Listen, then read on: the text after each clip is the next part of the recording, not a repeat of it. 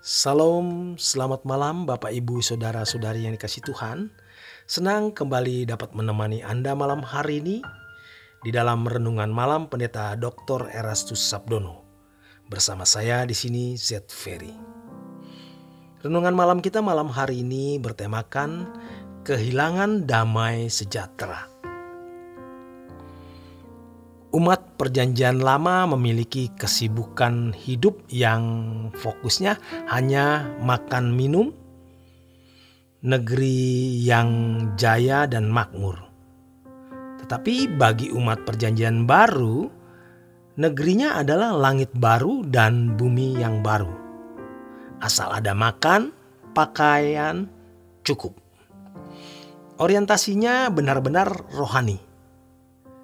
Umat Perjanjian Lama hukumnya 10 perintah Allah, Dekalog. Tetapi kita hukumnya Tuhan itu sendiri. Perasaan Tuhan, pikiran Tuhan.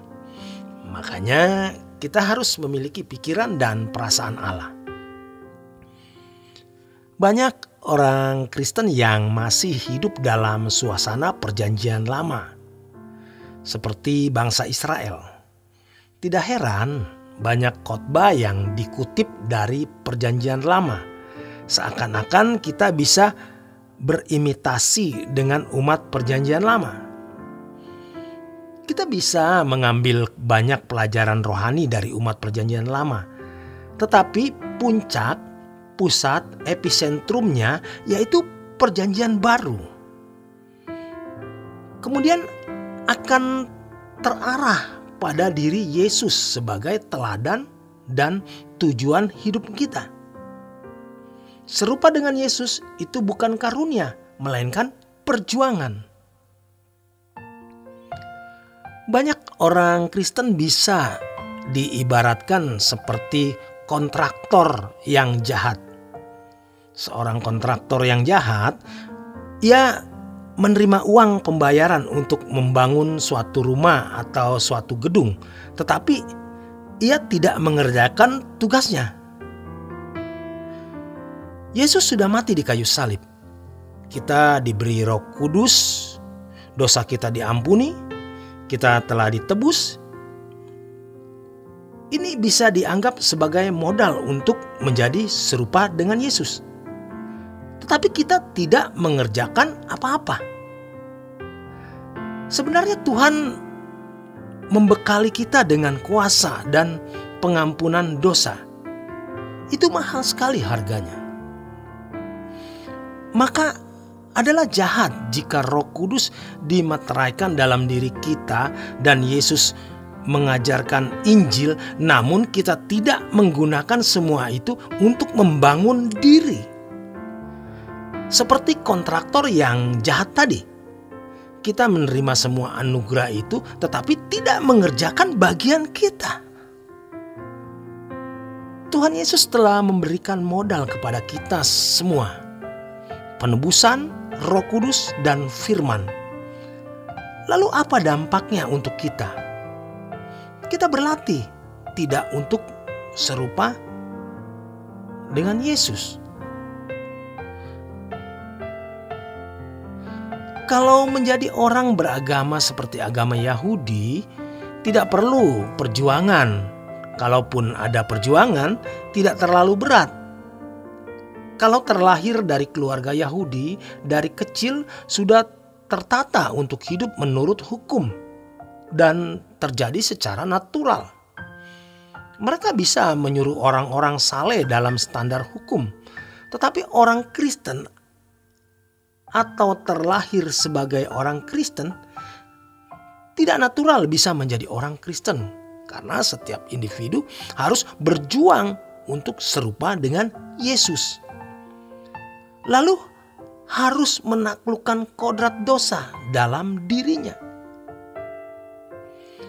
Umat pilihan Perjanjian Lama fokusnya itu separuh kehidupan di dunia, lalu separuh nanti tidak jelas. Mereka tentu tidak ingin masuk neraka, tetapi tidak diajarkan bagaimana langit baru dan bumi baru, karena negeri mereka itu Kanaan duniawi. Umat perjanjian lama diatur oleh hukum Taurat, Dasatita, Dekalog, atau Aseret Hadevarim, 10 perintah Allah. Tetapi kita diatur oleh Roh Kudus. Hukum kita yaitu kehendak Allah, apa yang baik, yang berkenan, dan yang sempurna.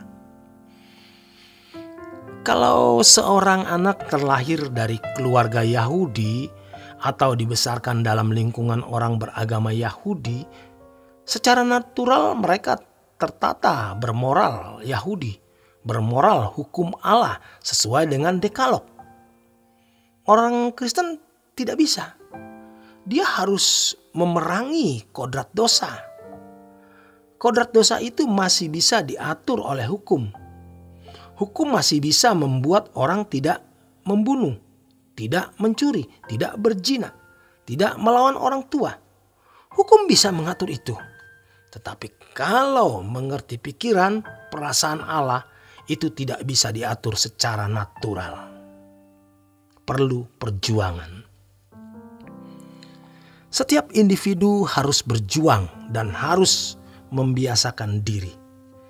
Dari kecil memasuki masa remaja, memasuki masa pemuda, harus berlatih.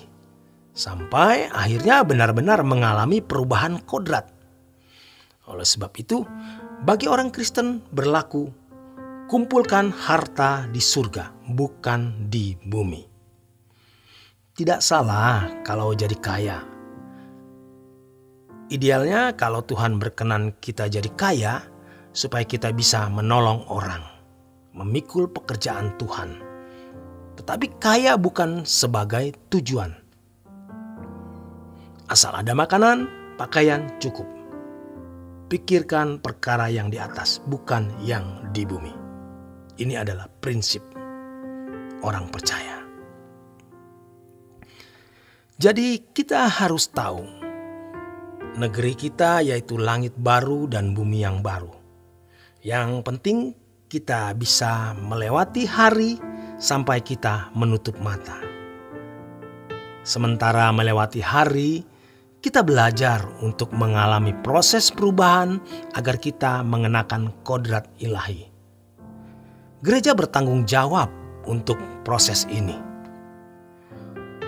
Tujuannya bukan sekedar yang sakit sembuh, yang ekonominya berantakan dipulihkan. Tidak salah melakukan hal itu, tetapi itu bukan tujuan. Jangan diselewengkan dan jangan sampai meleset. Kadang-kadang atau sering kita tidak dengar-dengaran kepada Tuhan, sehingga kita menjadi tidak layak diberkati dan disertai. Karena kita menyakiti hati Tuhan. Karenanya sekarang kita berhenti dari perbuatan-perbuatan yang tidak berkenan di hadapan Tuhan. Kita mulai berlatih untuk hidup suci dengan kita merajut kesucian yang memang pada mulanya berat, tetapi nanti kita bisa. Kalau sudah makin mencapai kesucian yang lebih tinggi, seandainya kita sampai berbuat salah, sekecil apapun kesalahan itu, kita akan kehilangan damai sejahtera. Inilah perjuangan kita. Demikian kebenaran firman Tuhan malam hari ini. Selamat berjuang, selamat beristirahat. Tuhan memberkati.